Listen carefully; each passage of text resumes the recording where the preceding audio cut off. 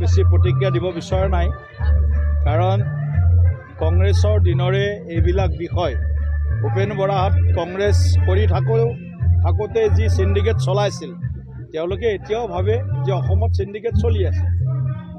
এওঁলোকৰ ভবাটো ভুল নাই, কাৰণ তেওঁলোকৰ নিজে চিণ্ডিকেট চলাইছে, তেওঁলোক একোজন চিণ্ডিকেটৰ নায়ক আছে। গতিকে সেইকাৰণে মই এই বিষয়টোত কংগ্ৰেছে কিবা আমাক শিকাব লাগে বুলি মানে তেনেকুৱা মই নাভাবোঁ। বৰঞ্চ কংগ্ৰেছে আমাৰ পৰা কিছু কথা শিকিব লাগে।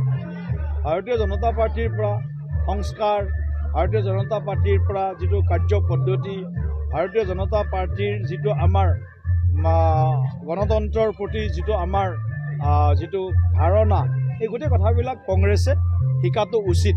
আৰু ভূপেন বৰা ডাঙৰীয়া খুব বেছি এতিয়া বিশ্বাসযোগ্য নেতা হৈ থকা নাই। তেওঁৰ কথাক হয়তো আজিৰ অসমৰ ৰাইজে তেনেকৈ গুৰুত্ব দিয়া নাই, কাৰণ তেওঁ যি কয় তাৰ ওলোটা কৰে অসমবাসী ৰাইজে।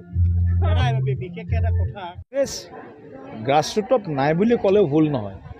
কংগ্ৰেছ কিছু নিৰ্দিষ্ট বিশিষ্ট কিছু অঞ্চলত এতিয়া কংগ্ৰেছক দেখা পাব।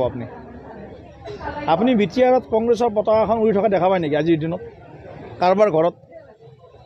এনেকুৱা অসমৰ বিভিন্ন অঞ্চলত হৈ আছে। বিটিআৰত যদি 5খন জিলাত কংগ্ৰেছৰ পতাকা নেদেখে, অসমৰ বিশেষ কিছু অঞ্চল বাদ দি ক'তো কংগ্ৰেছৰ পতাকা আপোনালোকে উৰি থকা দেখা নাপায়। ভোটৰ সময়ত তেওঁলোকে বিভিন্ন ধৰণে বিভ্ৰান্ত কৰি ৰাইজক মানে কংগ্ৰেছমুখী কৰিব চেষ্টা কৰে, আৰু বিশেষভাৱে তেওঁলোকে এটা সম্প্ৰদায়ক ভোট বেংক হিচাপে লৈ আছিল ইমান বছৰ, আৰু ভোট বেংক হিচাপে ব্যৱহাৰ কৰে, তুষ্টিকৰণৰ চৰম পন্থা অৱলম্বন কৰে, বিভ্ৰান্ত কৰে। মছজিদত নামাজ বন্ধ হৈ যাব, অমুক বন্ধ হৈ যাব, আমাৰ অধিকাৰ আমাৰ মানে আনকি কবৰস্থানো কাঢ়ি ল'ব বুলি এই ধৰণৰ কথাবিলাক কয়। মই এটা কথা আপোনাক অনুৰোধ কৰিম, এই বিষয়টো আপোনালোকে আজি অকণমান আপোনালোকে বিষয়টো প্ৰকাশ কৰিবলৈ অনুৰোধ জনাইছোঁ। 1937ত নেশ্যনেল হেৰাল্ড নামেৰে যি অনুষ্ঠান হৈছিল, যি পত্ৰিকা প্ৰকাশ হৈছিল, সেই নেশ্যনেল হেৰাল্ড ক্ষেত্ৰত ইডিয়ে এনফৰ্চমেণ্ট ডিৰেক্টৰেটে গান্ধী পৰিয়াল আৰু 5টা কোম্পানীলৈ চমন জাৰি কৰিছে, আৰু তেওঁলোকৰ মানে সন্দৰ্ভত বিভিন্ন ধৰণৰ তেওঁলোকৰ ওপৰত মানে কেছ ৰেজিষ্টাৰ্ড হৈছে। গান্ধী পৰিয়ালৰ সদস্য ৰাহুল গান্ধী আৰু মেডাম ছোনিয়া গান্ধী তেওঁলোক এতিয়া বেইলত আছে, জেইলত যোৱা নাই কিন্তু বেইলত আছে।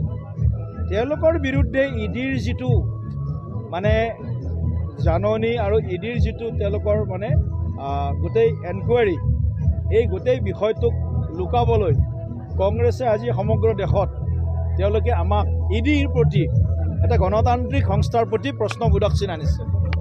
গতিকে যিটো প্ৰপাৰ্টিৰ মূল্য হয়তো 1 লাখ টকা, আৰু কংগ্ৰেছ দলে সেই গোটেই প্ৰপাৰ্টিটোক হয়তো 5% বা 4%ত তেওঁলোকে নিজৰ প্ৰপাৰ্টি কৰি লোৱাৰ বাবে তেওঁলোকৰ যিটো চেষ্টা চলিছিল, তেওঁলোকৰ নামত এই নেশ্যনেল হেৰাল্ডৰ যিটো ইকুইটি তেওঁলোকৰ নামত যিটো কৰিছিল।